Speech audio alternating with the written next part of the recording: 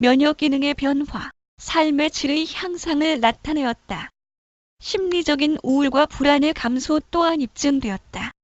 운동은 개인적, 임상적 특성을 파악하는 것이 기본이 되겠지만 건강 증진 차원의 운동에서는 유산소 운동을 주 3에서 5회, 1회 20에서 30분 땀이 나지 않을 정도의 가벼운 운동을 기본으로 개인의 능력을 고려해서 진행하는 것이 좋다. 암 환자에서 운동의 효과로 나타나는 대표적인 현상은 피로의 감소 및 예방이었다. 환자들의 70%에서 피로는 나타나며 이로 인한 고통으로 일상생활마저 제한받는다. 환자의 69%는 피로로 인하여 고통받으며 52%에서 피로가 전신에 영향을 미친다고 하였다. 환자의 피로는 항암제 투여 후 갑작스럽게 상승하는 형태를 보이며 지속적이라는데 문제가 있다.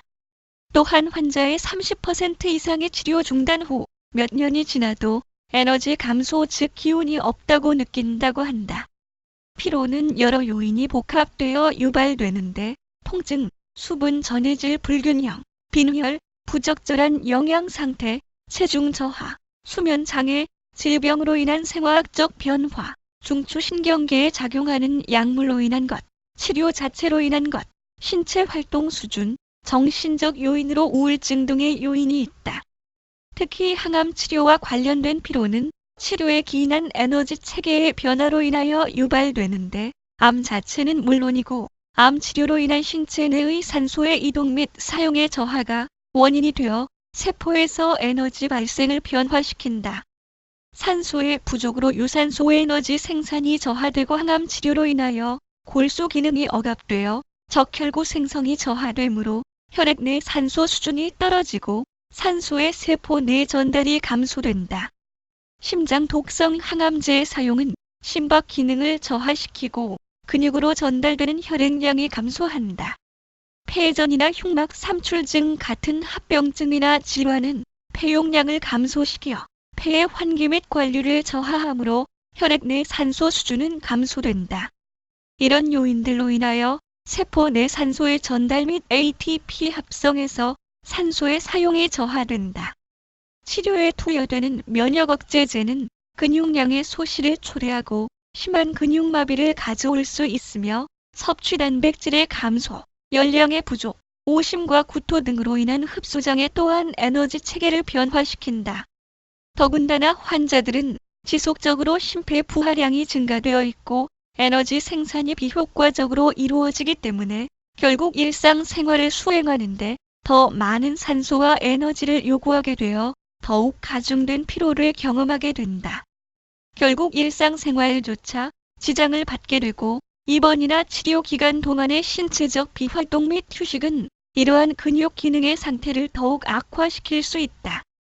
장기간의 신체 비활동이나 휴식은 뚜렷한 근육량의 저하 및 혈장량의 저하 그리고 심박출량의 저하를 유발하기 때문이다.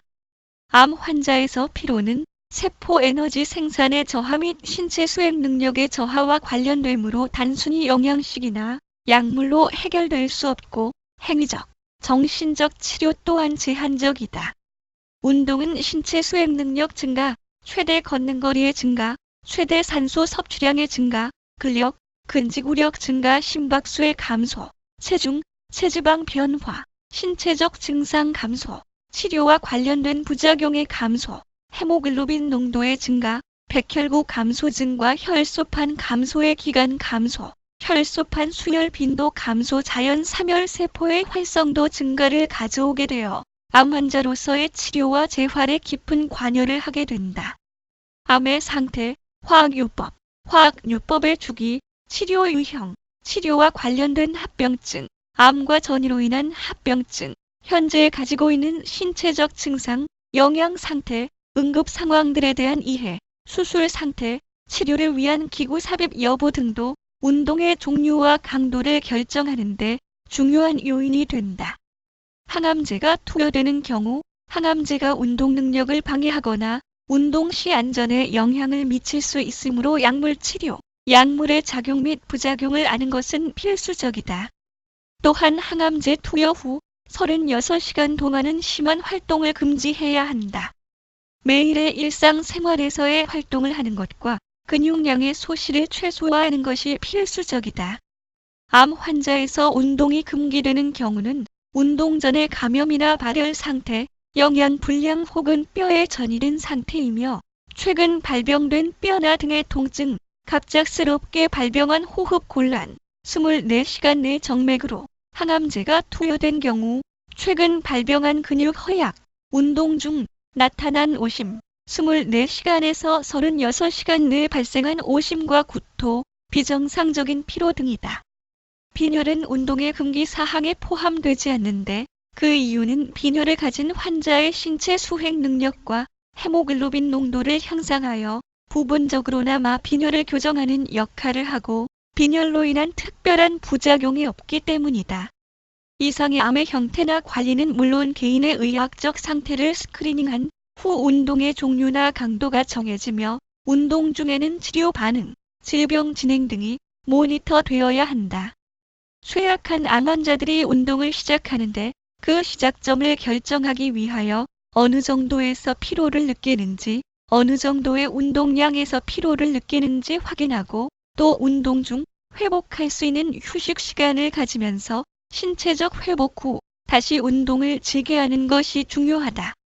신체 활동과 휴식을 반복하는 형태로 운동을 시행하는 것이 중요하다. 운동의 목표는 지치지 않으면서 신체 활동을 유발하는 힘을 사용하도록 하는 것이다. 이것이 반복된다면 발생될 수 있는 여러 가지의 합병증들을 감소하거나 예방할 수 있다. 만일 질병이 진행성인 경우는 가능한 환자의 지구력을 유지하는 것이 목표가 될 수 있다. 수행 능력을 기준하여 운동 강도와 시간을 결정하며 암 환자들에게는 장시간 대근육의 수축과 이완의 유산소 운동을 권장한다. 운동은 절대 본인 스스로의 체력을 기준으로 종류와 강도를 결정해야 한다. 많이 강하게 한다고 좋은 것이 아니다. 조금씩 서서히 진행하며 신체 전체를 사용하는 것이 좋다. 여유 체력으로 진행하며 여유 체력을 바탕으로 그 능력을 끌어올리는 것임을 잊지 말자. 시작이 제일 중요하며 꾸준히 수행하는 것이 최고다. 도로변이나 건물 밀집 지역은 가급적 피하는 것이 좋다.